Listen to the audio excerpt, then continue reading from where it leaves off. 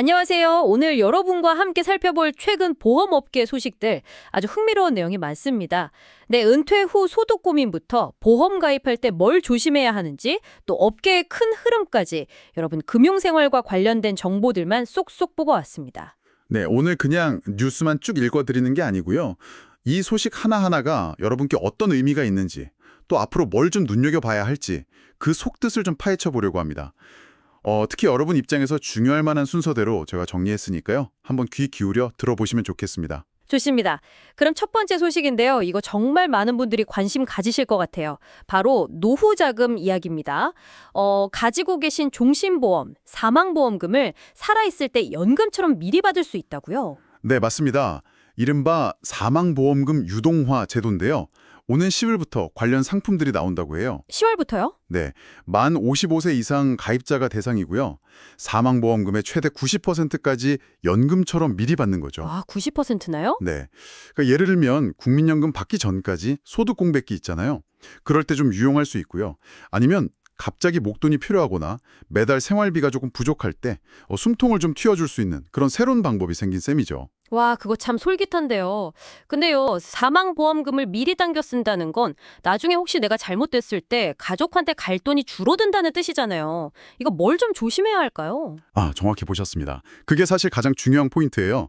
그러니까 현재 필요한 생활자금을 확보하는 것하고 또 내가 세상을 떠난 뒤에 남은 가족들한테 필요한 보장자금, 이 사이에서 정말 신중하게 저울질을 해야 합니다. 네, 지금 당장 필요하다고 해서 미래의 그 중요한 보장을 너무 많이 깎아먹는 건 아닌지 이걸 꼭 따져보셔야 하고요. 또 기존 종신보험의 중도 인출 기능이라든지 아니면 약관대출 같은 다른 기능들도 있잖아요. 네네. 그런 것들이랑 비교해서 어떤 게 나한테 진짜 유리할지 꼼꼼히 확인하고 결정하시는 게 중요합니다.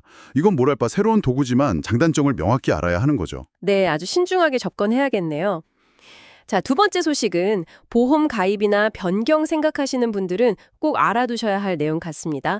일부 보험 판매 대리점, 그러니까 GA라고 하죠. 여기서 좀 부적절한 계약 관리 때문에 대규모 과태료를 맞을 수도 있다. 이런 소식이에요. 특히 승원 계약이랑 경유 계약, 이게 문제라고요. 네, 맞습니다.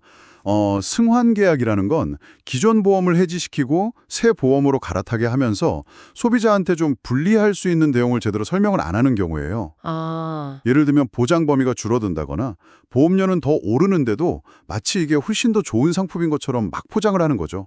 그런 식으로요? 네. 그리고 경유 계약은 쉽게 말하면 계약 실적을 실제 상담한 설계사가 아니라 다른 사람 이름으로 이렇게 돌리는 거예요. 주로 수수료 문제 때문에 발생하고요. 이야, 이런 불건전한 영업행위 당연히 소비자한테 직접적인 피해를 줄 수 있겠네요. 그러면 기존 보험을 섣불리 해지했다가 새 보험 가입 과정에서 예전에 아팠던 것 때문에 가입이 거절되거나 아니면 특정 부위는 보장에서 빼는 그런 부담보가 생길 수도 있고요. 보험료가 더 비싸지는 경우도 많습니다. 그래서 보험을 바꾸거나 새로 가입하실 때는 설계사 말만 그냥 믿지 마시고요. 제안받은 상품 약관이나 상품 설명서를 직접 한번 보시고 기존 계약이랑 뭐가 달라지는지 이걸 반드시 비교 검토하시는 습관이 필요합니다. 특히 더 좋은 상품으로 바꿔드릴게요. 이런 제안은 일단 좀 의심하고 꼼꼼히 따져보시는 게 현명합니다. 네, 정말 중요한 지적이네요. 다음은 보험 상품 트렌드 변화 소식입니다. 요즘 생명보험사하고 손해보험사가 제3보험 시장을 두고 거의 전쟁 중이라고 하던데요. 제3보험이라면 질병이나 상해, 간병보험 이런 거죠? 네, 맞습니다. 이게 왜 이렇게 경쟁이 뜨거워진 건가요? 제3보험은 말씀하신 것처럼 사람의 질병, 상해, 간병 상태를 보장하는 상품인데요. 생명보험 성격도 있고 손해보험 성격도 다 가진 좀 독특한 영역이죠. 경쟁이 치열해진 이유는 크게 한 두 가지로 볼 수 있어요. 첫째는 실손보험은 이제 가입할 사람 거의 다 가입했잖아요. 그렇죠. 그리고 저축성보험은 예전만큼 인기가 없고요. 둘째가 중요한데 새로운 회계 기준 IFRS 17이라고 하죠. 이게 도입되면서 보험사들이 당장의 수입보다는 미래에 꾸준히 이익을 낼 수 있는 계약 확보가 중요해졌어요. 이 미래 이익을 보험 계약 마진, 줄여서 CSM이라고 부르는데 이 CSM 확보에 보장성 보험, 특히 제3보험 판매가 아주 핵심적인 역할을 하거든요. 아, CSM이요? 네, 그래서 이걸 많이 팔려고 경쟁이 더 치열해지는 거죠. 실제로 작년에 생보사의 제3보험 신규 보험료 수입이 전년보다 83%나 늘어서 손보사를 아찔었다고 하니까 정말 대단하죠? 와, 83%요? 엄청나네요. 그럼 경쟁이 치열해지면 소비자 입장에서는 뭐 상품 선택의 폭이 넓어지는 그런 긍정적인 면도 있겠네요. 물론입니다. 경쟁하다 보면 보장 내용이 더 좋아지거나 보험료가 좀 저렴해질 수도 있죠. 좋은 점도 분명히 있어요. 근데 여기서도 또 조심할 점이 있습니다. 어떤 거죠? 과도한 판매 경쟁은 아까 말씀드린 불안전 판매, 그러니까 상품 내용을 제대로 설명 안 하고 파는 문제로 이어질 가능성이 커요. 또 너무 많은 특약을 그냥 불필요하게 막 추가하게 될 수도 있고요. 아, 맞아요. 이것저것 다 넣으라고 하죠. 네. 그래서 제3보험 가입하실 때는 여러 회사 상품을 꼭 비교해 보시고 이게 정말 나한테 필요한 보장인지, 그리고 보험료는 내가 감당할 만한 수준인지 좀 냉정하게 판단하시는 게 중요합니다. 네. 경쟁이 항상 좋은 것만은 아니군요. 잘 살펴봐야겠어요. 이번에는 법과 제도 병화 소식인데요. 최근 국회를 통과한 노란봉투법. 이게 보험업계에도 영향을 줄 수 있다? 이런 분석이 나온다면서요. 네. 이 법의 핵심 중 하나가 노동자하고 사용자의 범위를 좀 넓히는 거거든요. 이렇게 되면 보험 설계사처럼 특정 회사에 딱 소속된 게 아니라 위촉 계약을 맺고 일하는 분들, 특수형태 근로종사자라고 하죠. 이분들도 노동법상 노동자로 인정받을 가능성이 열릴 수 있다 이런 해석이 나옵니다. 만약에 그렇게 된다면 보험업계에는 어떤 변화가 예상될까요? GA, 그러니까 법인보험 대리점 소속 설계사분들이 원청 보험사를 상대로 단체 교섭을 요구한다거나 경우에 따라서는 단체 행동, 예를 들어 파업 같은 거에 나설 수도 있다. 이런 전망이 좀 조심스럽게 나와요. 파업까지요? 물론 아직 보험 설계사의 노동자성 인정 여부는 법원에서 개별적으로 판단할 사안이고요. 또 설계사분들이 이직이 워낙 잦다는 점 같은 변수도 많습니다. 하지만 GA 업계, 특히 규모가 좀 작은 중소형 GA들은 설계사들의 노동자성이 만약 인정되면 인건비 부담이 확 늘어나니까 경영난을 겪을 수 있다. 이렇게 우려하고 있습니다. 소비자한테 당장 직접적인 영향은 크지 않더라도 장기적으로는 산업 구조에 변화를 줄 수도 있는 부분이군요. 맞습니다. 설계사분들의 처우가 개선되거나 교섭력이 강해질 수도 있겠지만 또 반대로 GA 운영 비용이 늘어나면 그게 판매 수수료나 상품 구조에 영향을 미칠 가능성도 배제할 수는 없거든요. 이게 장기적으로 보험 상품 가격이나 판매 서비스 방식에 간접적인 영향을 줄 수 있는 만큼 좀 주목해야 할 법적 변화라고 할 수 있겠습니다. 네. 자, 이제 개별 보험사들 소식하고 업계 동향을 좀 더 살펴보겠습니다. 먼저 DB생명 소식인데요. 최근 실적도 좋고 신용등급도 오르고 겉보기엔 괜찮아 보이는데 속을 들여다보면 좀 고민거리도 있다고요. 네, DB생명이 보장성 보험 판매를 늘리면서 미래 수익성 지표인 CSM, 아까 말씀드렸죠. 그것도 꾸준히 증가했고 또 새로운 지급여력 제도, 그러니까 보험사가 보험금을 제때 줄 능력이 있는지를 보여주는 킥스, KICS 비율도 규제 기준인 150%를 훌쩍 넘어서면서 꽤 양호한 모습을 보였어요. 여기까지는 아주 좋습니다. 그런데 어떤 부분이 좀 문제로 지적되는 건가요? 문제는 그 킥스 비율 중에서도 가장 핵심적인 자본의 건전성을 보여주는 기본 자본 기준 킥스 비율이 약 55.8%로 다른 회사들에 비해 상대적으로 좀 낮다는 점이에요. 기본 자본 기준이요? 그게 뭐죠? 킥스는 크게 기본 자본하고 보완 자본으로 나뉘는데요. 기본 자본은 정말 위기 상황에서 보험사가 버틸 수 있는 어떤 기초 체력, 핵심 근육 같은 거를 의미합니다. 이 비율이 낮다는 건 혹시 예상치 못한 큰 손실이 닥쳤을 때 대응 능력이 다른 회사들보다 좀 약할 수 있다, 이렇게 해석될 여지가 있는 거죠. 그래서 금융당국도 이 기본 자본 비율을 좀 따로 관리 감독하려는 움직임을 보이고 있고요. 소비자 입장에서는 내가 가입한 보험사의 재무 건전성이 왜 중요한가요? 보험금만 잘 받으면 되는 거 아닌가 싶기도 한데. 결국 내가 나중에 보험금을 문제없이 제때 받을 수 있을지 그 신뢰도와 직결되기 때문입니다. 당장의 실적도 물론 중요하지만 이런 장기적인 안정성 측면에서 이런 재무 건전성 지표, 특히 그 핵심 자본 비율은 꼼꼼히 살펴볼 필요가 있습니다. DB생명은 아직 제도 도입이 확정 안 됐으니까 그때 가서 대응하겠다 이런 입장이지만 좀 선제적으로 자본 확충에 나서는 다른 보험사들하고는 좀 비교되는 부분이죠. 네, 그렇군요. 다음은 현대해상 소식입니다. 새로운 대표 체제가 들어섰는데 상반기 순이익은 오히려 확 줄었다고요. 그런데 또 다른 한편에서는 미래 수익성은 최고 수준이다. 이런 평가에도 나온다는데 이게 어떻게 된 건가요? 네, 현대해상의 올해 상반기 순이익이 4,510억 원인데요. 작년 같은 기간보다 45.9%나 줄었어요. 5대 손해보험사 중에서는 5위 기록이고요. 네, 거의 반토막이네요. 네, 작년에 좀 일회성으로 큰 이익이 있었던 그런 기저효과도 있고요. 보험 영업 자체에서 벌어들인 이익도 좀 줄어든 영향입니다. 그런데 미래 수익성은 좋다는 건 무슨 의미죠? 이게 좀 헷갈리네요. 여기서 주목할 지표가 바로 아까 DB생명에서도 나왔던 CSM, 보험계약 마진입니다.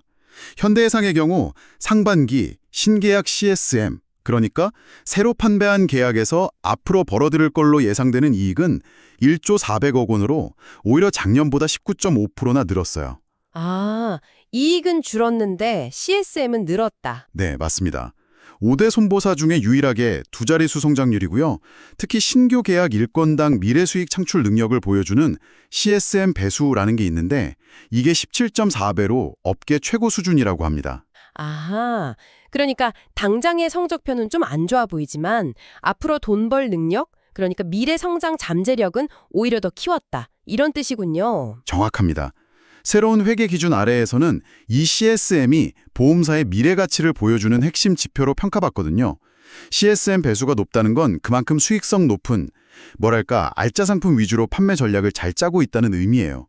그래서 현대해상은 반기 실적은 좀 주춤했지만 장기적인 관점에서는 오히려 내실을 다지고 있다. 이런 긍정적인 평가를 받고 있는 겁니다. 보험사 선택하실 때 이런 장기적인 성장성, 안정성 지표를 같이 보시는 게 중요합니다. 네, 잘 알겠습니다. 이번엔 교보생명 소식인데요. 신창재 회장이 일본에서 열린 큰 핀테크 행사에 참석했다 이런 소식이 들리면서 혹시 가상자산 사업에 본격적으로 뛰어드는 거 아니냐 이런 관측이 나온다고요? 네, 신창재 회장이 참석한 행사가 웹엑스 핀테크 엑스포 2025라는 행사인데요. 웹 3.0 스테이블 코인, 가상화폐 ETF, 토큰 증권, STO 같은 최신 디지털 금융 기술을 다루는 일본 최대 규모 컨퍼런스라고 합니다. 교보생명은 협력 관계에 있는 일본의 금융 대기업이죠. SBI 그룹의 초청으로 참석했다고 밝혔어요. SBI 그룹과의 협력, 그리고 핀테크 행사 참석이라. 이걸 어떻게 좀 연결해 볼 수 있을까요? 여기서 좀 흥미로운 연결고리가 있습니다. 바로 교보생명을 초청한 그 SBI 그룹이 최근에 세계적인 스테이블 코인 발행사 서클하고 일본 내 합작법인을 설립했다는 점이에요. 아, 서클이요. 그 USDC 발행사. 네, 맞습니다. 스테이블 코인은 달러 같은 실제 자산의 가치를 딱 고정시킨 가상자산을 말하잖아요. 교보생명 역시 최근에 국내 스테이블 코인 관련 협의체에도 참여하는 등 디지털 전환에 꽤 적극적인 모습을 보여왔거든요. 그렇다면 교보생명이 앞으로 블록체인이나 가상자산 기술을 활용해서 새로운 금융 서비스를 준비하고 있을 가능성? 이런 거 생각해 볼 수 있겠네요. 네, 그런 분석이 충분히 가능합니다. 예를 들어서 보험금 지급이나 보험료 납부에 스테이블 코인을 쓴다거나 아니면 부동산이나 미술품 같은 실물 자산을 기반으로 한 토큰 증권, STO라고 하죠. 그런 걸 발행하고 유통하는 사업에 진출하는 시나리오 같은 걸 생각해 볼 수 있습니다. 전통적인 보험사가 이렇게 새로운 디지털 기술하고 금융 트렌드를 어떻게 받아들여서 미래 사업 기회를 찾으려고 하는지 보여주는 아주 흥미로운 사례죠. 앞으로 보험사가 제공하는 서비스 형태가 어떻게 변할지 좀 엿볼 수 있는 대목입니다. 네, 정말 흥미롭네요. 자, 다음 소식은 좀 뼈아픈 지적인데요. ESG 경영 많이들 얘기하는데 국내 보험사들의 기후위기 대응 노력이 글로벌 수준에 한참 못 미친다. 이런 평가가 나왔습니다. 특히 환경, 이 부문 성적표가 안 좋다고요. 네, 한국사회 책임투자 포럼이라는 곳에서 국내 보험사들의 화석연료 관련 정책을 평가했는데요. 결과가 좀 상당히 실망스럽습니다. 10점 만점에 평균 0.9점. 0.9점이요. 1점도 안 되는 거예요. 네, 글로벌 주요 보험사 평균이 4.7점인데 비교하면 매우 낮은 수준이죠. 구체적으로 어떤 점이 문제인가요? 왜 이렇게 점수가 낮죠? 대부분의 국내 보험사들이 신규 석탄 발전소 건설 같은 화석연료 신규 사업에 대해서만 보험 제공이나 투자를 제한하고 있다는 점입니다. 이미 계약이 체결되어 있거나 진행 중인 사업에 대해서는 별다른 조치를 안 하고 있어서 이게 사실상 그린워싱, 그러니까 겉으로만 환경 생각하는 척하는 거 아니냐 이런 비판이 나옵니다. 아, 실효성이 떨어진다는 거군요. 그렇죠. 구체적인 탈석탄 로드맵이라든지 온실가스 감축 목표를 제시한 것도 거의 없고요. 근데 기후위기 대응이 보험사한테 왜 그렇게 중요한 문제인가요? 그냥 뭐 환경단체나 정부가 할 일 아닌가 싶기도 한데요. 그게 그렇지 않습니다. 기후변화는 태풍, 홍수, 가뭄 같은 자연재해를 더 잦고 더 강력하게 만들잖아요. 이건 보험금 지급액 증가로 이어져서 보험사의 손해율을 악화시키는 직접적인 물리적 위험이 됩니다. 네. 또 전 세계적으로 탄소 배출 규제가 강화되면서 석탄이나 석유 같은 화석연료 관련 산업에 투자한 자산 가치가 확 떨어질 수 있는 전환 위험도 커지고 있고요. 결국 기후위기 대응은 보험사의 장기적인 생존과 안정성에 직결된 문제입니다. 그렇군요. 소비자 입장에서도 이게 단순히 그냥 환경 문제로만 볼 게 아니라 내가 가입한 보험사가 미래에도 안정적으로 보험금을 지급할 능력을 갖추고 있는지 이걸 판단하는 기준으로 삼을 수도 있겠네요. 정확합니다. 보험사가 기후위기 리스크를 얼마나 잘 관리하고 있는지가 결국 장기적인 보험금 지급 능력하고 재무 건전성에 영향을 미칠 수 있다는 점을 인식할 필요가 있습니다. 그래서 보다 근본적인 대응, 예를 들면 재생에너지 투자를 늘린다거나 구체적인 화석연료 사업 단계적 폐지 계획을 세운다거나 이런 게 필요하다는 목소리가 커지고 있는 거죠. 네. 자, 이번엔 동양생명 소식입니다. 성대교 사장이 취임 이후에 본사 사무실보다는 영업 현장을 직접 찾아다니는 현장 소통 경영에 힘쓰고 있다는 소식인데요. 최근 한 달 동안 20곳이 넘는 지점을 방문했다고요. 네, 서울하고 경기 지역의 22개의 지점을 직접 방문해서 보험 설계사, FC분들이죠. 그리고 현장 직원들을 만나서 격려하고 의견을 들었다고 합니다. 특히 수도권 외곽 지역 지점까지 대표이사가 직접 찾은 건 동양생명 설립 이후에 처음 있는 일이라고 하네요. 와, 정말 발로 뛰는 경영이네요. 이런 행보의 배경은 뭘까요? 그냥 단순히 격려 차원일까요? 물론 현장 직원들 사기 높이는 목적도 있겠지만 좀 더 큰 그림에서 보면요. 동양생명이 우리금융그룹에 인수된 이후에 조직을 좀 안정시키고 결속력을 다지려는 그런 전략적인 행보로 해석할 수 있습니다. M&A 이후에 생길 수 있는 내부의 어떤 동요를 좀 조기에 잠재우고 그룹 시너지를 내기 위한 기반을 다지려는 의도가 깔려있다고 볼 수 있겠죠. 현장의 목소리를 경영에 반영하려는 시도 자체는 긍정적으로 평가할 수 있습니다. 리더의 이런 소통 방식이나 내부 조직 문화가 결국 고객 서비스에도 영향을 미칠 수 있겠군요. 그럼요. 현장 직원들의 만족도나 소속감이 높아지면 그게 결국 더 나은 고객 응대나 서비스 품질로 이어질 가능성이 높죠. 물론 이런 현장 방문이 그냥 한번 보여주기식으로 그치지 않고 실질적인 변화로 이어지는지가 중요하겠지만요. 하지만 이런 리더십 스타일 변화가 장기적으로 고객 경험에 긍정적인 영향을 줄 수 있다는 점에서 한번 지켜볼 만한 움직임입니다. 네. 자, 어느덧 마지막 소식입니다. 앞서 기후위기 대응 미흡이라는 좀 아쉬운 소식도 있었지만 이번엔 보험 및 증권업계의 따뜻한 사회공헌 활동 소식입니다. 여러 회사가 ESG 경영의 일환으로 지역사회와 상생하기 위한 활동에 아주 적극적으로 나서고 있다고요. 네, 맞습니다.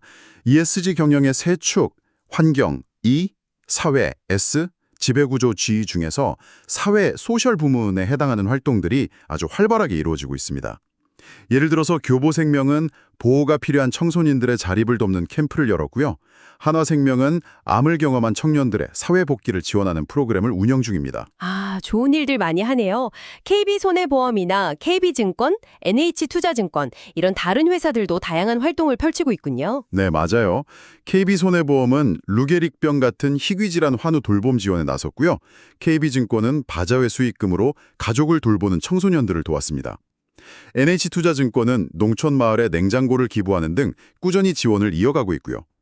이런 활동들은 기업이 단순히 이익만 추구하는 게 아니라 사회의 일원으로서 어떤 책임을 다하고 긍정적인 영향을 미치려는 노력의 일환이라고 볼 수 있죠. 이런 사회공헌 활동이 기업에게는 어떤 의미가 있고 또 소비자들은 이걸 어떻게 받아들이면 좋을까요? 기업 입장에서는 당연히 브랜드 이미지를 높이고 저 회사는 사회적 책임을 다하는구나 이런 인식을 심어줄 수 있습니다.